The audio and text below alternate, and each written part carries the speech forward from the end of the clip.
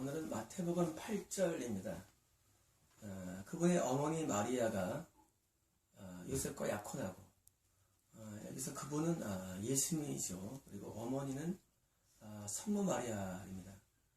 요셉과 약혼한 상태입니다. 약혼은 이제 똑같이 약혼, 결혼 전에 1년 정도 시간이 걸립니다. 1년 뒤에 또 실제로 동거합니다. 그 동거가 결혼이고, 약혼하고, 그들이 함께하기 전에, 함께하는 데서는 동거 또는 결혼 생활입니다. 전에 거룩한 영역에서 성령이죠. 성령을 원어 그대로 풀었습니다. 그냥 우리가 이 한자어를 번역하는 거기 때문에 현재 국내 성경이 성령, 언어는 거룩한 영입니다. 그래서 거룩한 영, 한 영이시죠. 성령에서 자궁 안에 우리가 태 안에라고 표현했는데 자궁 안에 가진 것이 발견되었습니다. 이 오늘 나눌 말씀입니다. 예수님께서는 마리아하고 요셉이 동거하기 전에 자궁 안에 태가 생겼는데 그 태는 난자와 정자의 결합에 의하지 않았다는 것은 분명하죠. 왜냐하면 아직 동거 전이기 때문에. 그러므로 이 난자와 정자 없는 그런 태가 발견되었다는 것입니다. 사실은 잉태한 겁니다. 우리말로 쉽게 잉태라 그러죠. 그래서 잉태됐는데 잉태가 바로 성령님에 의한 잉태입니다. 가능할까요? 가능하지 않습니다. 사두기 파라마 아마 이런 거 볼 때 그거는 불가능하기 때문에 조작이라 할 것이지만 성경 말씀은 다 진리입니다. 성경 말씀은 모든 기적들이 다 진리이며 우리는 이 사실을 믿어야 됩니다. 그러므로 동정녀, 결혼하기 전에 동정녀, 처녀에게서의 이런 출산은 진리며 예수님은 거룩한 영역에서 잉태된 것입니다. 거룩한 성령에 의한 잉태, 이것이 예수만 가능하지 다른 데서는 불가능합니다. 보통 난자와 정자가 만나고 결합되는 것을 수정란에 부르고 이 수정란이 자궁에 착생되는데 한 일주일이 걸립니다. 그리고 착생된 수정란이 3개월이 되면 완전한 모양을 갖춥니다. 3개월 된 태아는 뇌와 심장과 눈과 귀가 모든 게 정상입니다. 그래서 3개월 됐을 때는 아직 작은 상태이지만 주먹만한 작은 상태이지만 이 상태에서 완전한 생명체가 탄생된 것입니다. 그리고 그다음부터는 이제 성장기에 돌입합니다. 그래서 성장이 하고 나중에 출산되는 것입니다. 그래서 수정란 그리고 이제 착상 그리고 3개월의 모든 기관 형성기라고 그러는데 재밌어요. 제가 전문 용어로 그러는데 기관 형성기 기관이 형성되고 3개월 때 드디어 완전한 생명체가 되어서 그 다음에 성장을 거쳐서 출산을 통해서 세상 밖으로 나오는 게 우리가 말하는 이 발생에 대한 그런 우리 생명체 탄생인데 지금 이 8절에서 왜 성령님께서는 마태를 통해서 이런 식으로 기록을 하게 했을까? 그것은 우리의 거듭남에 대한 묘사임을 알아야 됩니다. 우리가 거듭날 때 물과 성령으로 난다고 됩니다. 앞에서의 물은 말씀이라고요? 아닙니다. 앞에서의 물은 뭘까요? 앞에서의 물은 뒤에 있는 성령님의 현상입니다. 성경에서 항상 두 가지 명사가 반복될 경우는 뒤가 본질이며 앞에는 현상입니다. 물과 성령으로 우리도 거듭날 때 성령으로 거듭나게 됩니다. 자, 중요합니다. 교회를 다녀도 속죄의 복음을 믿어도 천국에 들어가지 못합니다. 어떻게 하냐고요? 니고데모는 이스라엘 공의원, 지금 치면은 국회의원 이상이죠. 공의원에 불과하고도 더 나가서 아주 신앙생활 잘한 사람이다. 니고데모는. 그리고 성경을 많이 알았다고 했습니다. 남들을 가르쳤고 박식했으며 유대인 중에 유대인 니고데모가 거듭나지 않았기 때문에 하나님께서는 니고데모를 가르칠 때 네가 물과 성령으로 나지 아니하면, 그 다음에 중요합니다. 하나님 나라를 들어갈 수 없는 나라가 아닙니다. 자, 물과 성령으로 나지 아니하면 하나님 나라 들어갈 수 없는 나라가 아니고 하나님 나라를 볼 수 없는 나라입니다. 뭐냐면 거듭남은 하나님 나라에 들어가는 조건이 되지만 나라에 가는 전체 조건이 아닌 것입니다. 그래서 거듭남은 하나님 나라를 볼 수 있는 이제 시작에 불과합니다. 그래서 그 앞에 있는 물은 뭡니까? 어제 말씀드렸다시피 성령이 우리 안에 내주하심이 메시아 통치의 본질의 말씀을 드렸는데, 성령이 우리 내주하시면 바로 우리에게 회개가 임합니다. 회개의 눈물이 임합니다. 그래서 우리가 물과 성령입니다. 성령이 우리 안에 내주하시면 우리는 안에서 탄성이 나오고 회개가 나옵니다. 그래서 거듭남은 첫 번째 씻음입니다.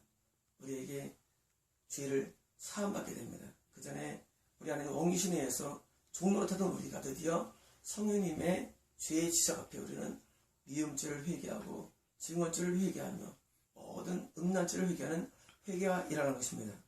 그러나 성경에서는 이 물과 성으로 나는 것 위에 또 다른 비슷한 개념이 있습니다. 그래서 바로 불과 성령입니다. 나는 너에게 물로 세를 주었으나 내 뒤에 오시는 그분은, 그자는 너에게 불과 성령으로 세례를 주리라. 이 세례라는 말은 뭐냐면 세례는 씻는 겁니다. 그래서 씻는 거, 우리 세례입니다. 그래서 거듭날 때 우리는 씻게 됩니다. 그리고 이것은 반복적으로 나타납니다. 우리는 계속 죄를 사함하게 되죠. 그런데 예수는 어떤 분이냐? 예수는 우리에게 불과 성령으로 씻는 겁니다. 참 이상합니다. 우리는 불하면 태우는 모습이 합니다. 자, 똑같이 불과 성령에서 이때의 불은 뭡니까? 이때의 불은 똑같이 세례이기 때문에 씻는 건데 강력한 씻음입니다. 우리가 성령 세례가 뭐냐? 요한의 세례는 거듭남의 세례를 한다면 성령 세례는 바로 예수님같이 완전한 회개를 말합니다. 성령 충만에 돌입된 회개를 불과 성령으로 세례하는 것을 말합니다. 이 교회에서 이 세례 성사를 불죠. 그래서 성과 성자가 성의 이름으로 세례를 주노라 이렇게 세례를 줍니다.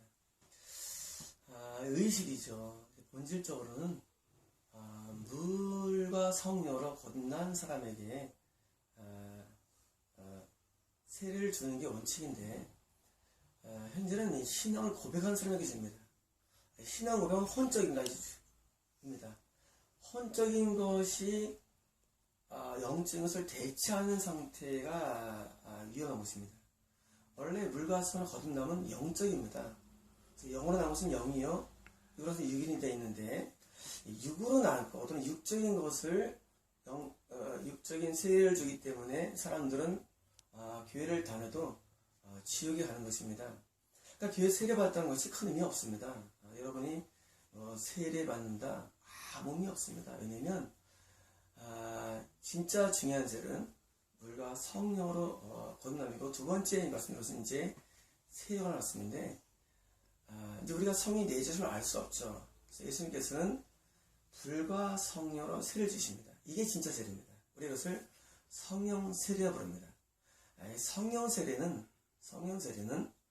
거듭난 자가 받을 수 있는 세례입니다. 거듭난 사람에게 주님이 주는 세례가 성령 세례입니다. 방언하는 경우가 있습니다. 사람들이 어느 교회에서 100 몇십 명 방언 받았습니다. 그거 의미 없습니다. 왜냐면요, 방언은 은사입니다. 은사는 성령 세례가 없이도 은사를 받을 수가 있습니다. 그러니까 거듭난 사람의 경우에 방언을 받을 수가 이혼할 수 있는데, 이 은사가 중요하지 않습니다. 중요합니다. 바울은 가는 곳마다 이렇게 말합니다. 너희가 믿을 때에 성령을 받았느냐. 아이러니하죠. 원래 우리가 믿는 순간에 성령이 내주하셔서 통치하십니다. 메시아 통치를 해줍니다. 근데 바울은 가는 곳마다 너희 믿을 때 성령을 받았냐. 그리고 바울이 안수하자 그때 성령으로 세례받게 됩니다.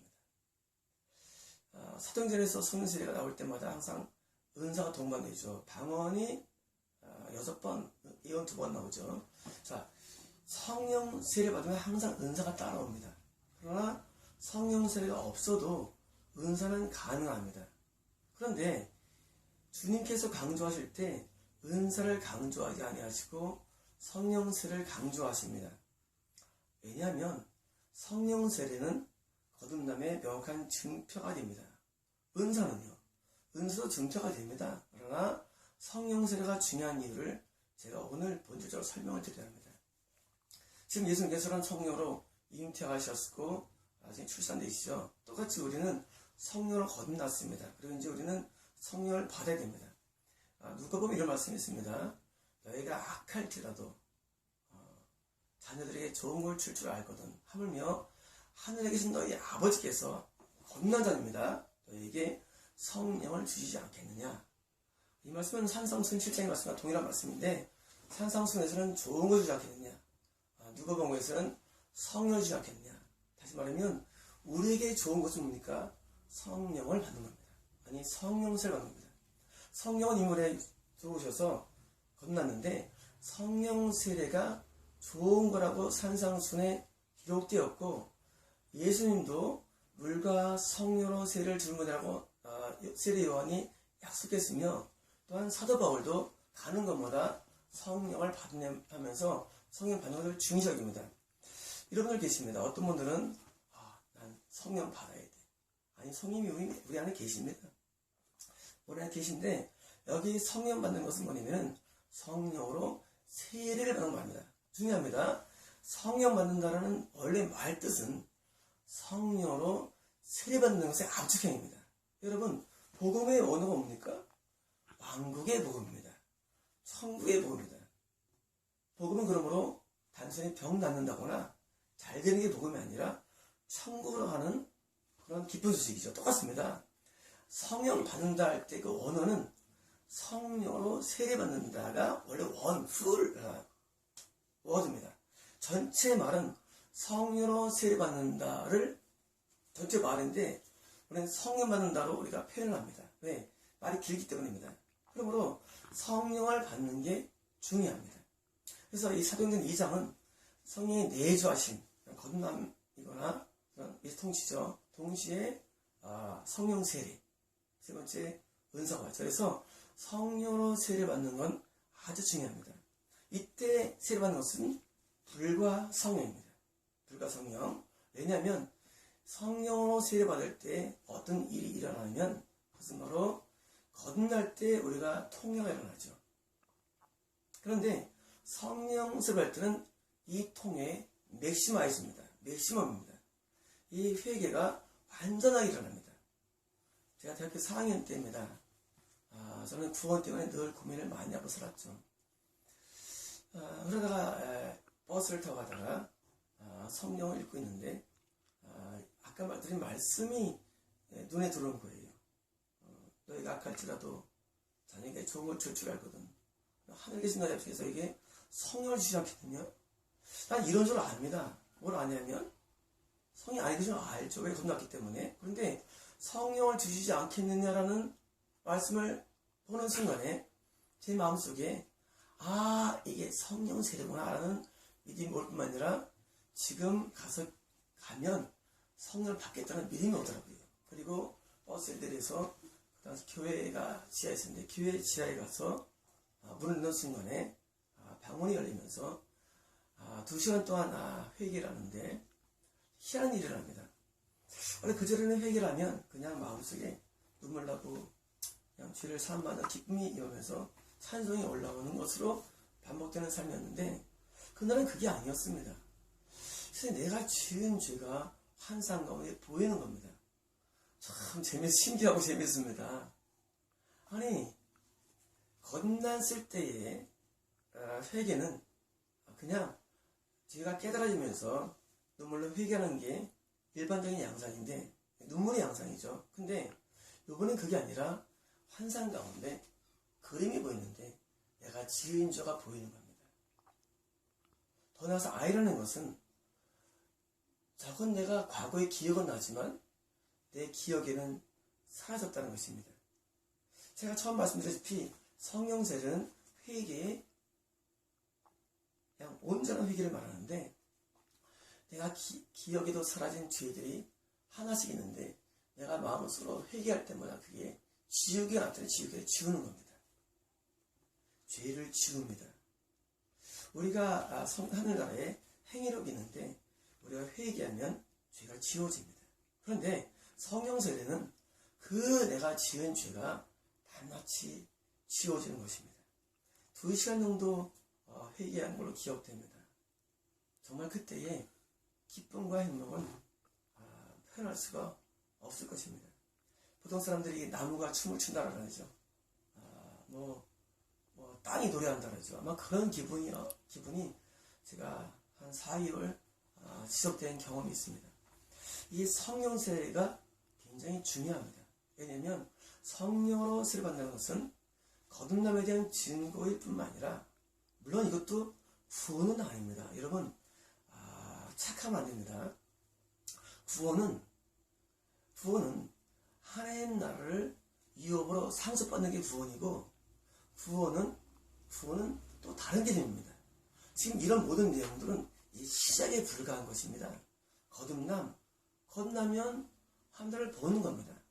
성령 세례, 그냥 자녀라는 하나님의 인을 친 겁니다. 동시에 성령님을 통해서 죄가 온전하게, 불의한 배는 강력하다는 표현입니다. 보통 우리가 불이 나간다, 우리가 이제 불을 말할 때는 그것은 성령에서 구름으로 하늘을 표현하는 경우가 있고, 임재할 때 불로 표현할 때가 있죠. 그래서 불과 구름은 임재 표현인데, 불은 강력할 때 나타나는 하나님의 표현입니다. 강력하게 임하는 게 뭐가? 성령님의 그런 임재가 강력해지는데, 바로 성령을 통해서 죄가 낱낱이 회개되어지고 완전히 깨끗한 상태를 말하고 우리가 충만에 도달되는 회개를 말합니다. 그래서 성령을 받는 것, 성령으로 세례받는 것 굉장히 중요한 과정입니다. 여러분, 성령 세례를 사모하십시오. 성경에서는 은사를 사모하는 건 없습니다. 성경에서 은사를 받으라가 없다는 거 아십니까? 은사를 받으라가 없습니다. 예언의 은사를 사모하는 거 있지만 은사를 간구하는 거 별로 없습니다. 은사는 사모함은 있지만 간구는 없습니다. 그러나 성령에서 성령을 간구하라고 나옵니다. 그 성령은 성령 세례를 간구하는 겁니다. 그러므로 제가 아까 말씀드렸던 어떤 교회에서 쭉 나와서 방언받는 것 그게 안 중요합니다. 왜냐고요? 그냥 거듭나고 나서 누구나 은사 받을 수 있습니다. 방언받으면 뭐합니까? 이제 방언 기도를 합니다. 안 중요합니다. 왜냐고요? 지금 성령께서는 아시고 아직 은사를 주시지 않은 것입니다. 그냥 그때는 뭐랍니까? 회개 기도를 주로 하면 되고 말씀을 많이 배우면 됩니다. 영이 어릴 때는 주로 해야 할 일이 그냥 회개 많이 하면 되고 계명대로 순종하면, 이게 본질입니다. 이게 본질이지, 은사 받아가지고 방언 받아서 많이 하면 그냥 우리가 미혹되기 딱 좋은 겁니다. 미혹이 은사를 통해 많이 일어나는데 미혹이 됩니다. 거기다가 좀 감동이 오면 예언자 흉내를 냅니다. 예언자 흉내를 내고 사람들에게 예언해주면서 같이 타락하는 겁니다. 여러분, 그런 거 하지 마십시오. 은사는 중요한 게 아닙니다. 은사는 다른 사람에게 복음을 전파하는 과정에서 필요한 도구에 불과합니다. 여러분, 은사는 복음 전파의 과정에서 필요한 툴이지 은사가 신앙의 본질이 아닙니다. 성령 세례 받으면 방언의 은사나 예언의 동반이 있다고 기록되어 있습니다. 그건 당연한 것입니다. 그러나 중요한 것은 은사가 아니라 성령으로 세례받는 게 중요합니다. 성령으로 세례받으면 우리는 성령의 충만함에 도달되고, 그리고 온전한 죄를 회개하기 때문입니다. 우리의 영의 옷이 깨끗하게 되는 것은 하나님께서 보시더란 가장 중요한 일이기 때문입니다. 가장 중요한 것은 우리가 영이 깨끗해지는 것입니다.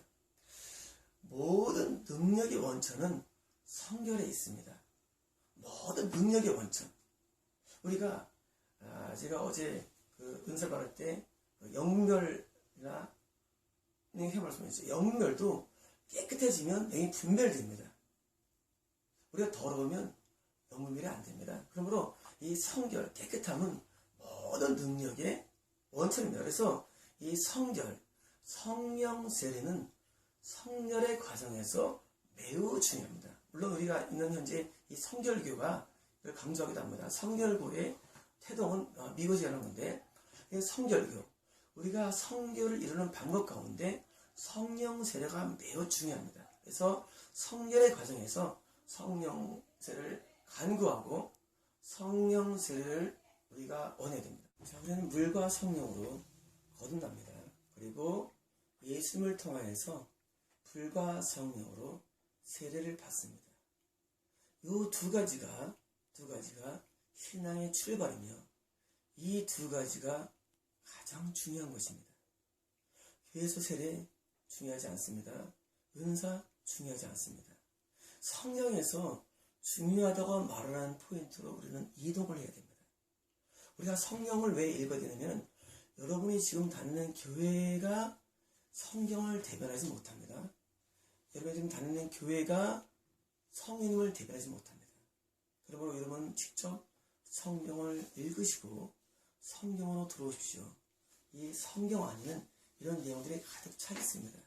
그럼 여러분은 적어도 거듭날 뿐만 아니라 성령으로 세례를 받게 돼 있고 그 다음에 여러분은 성결함을 얻게 되며 이 성결을 통하여서 성결을 유지해야 되는데 이 성결을 계속 회개로 유지를 해야 됩니다.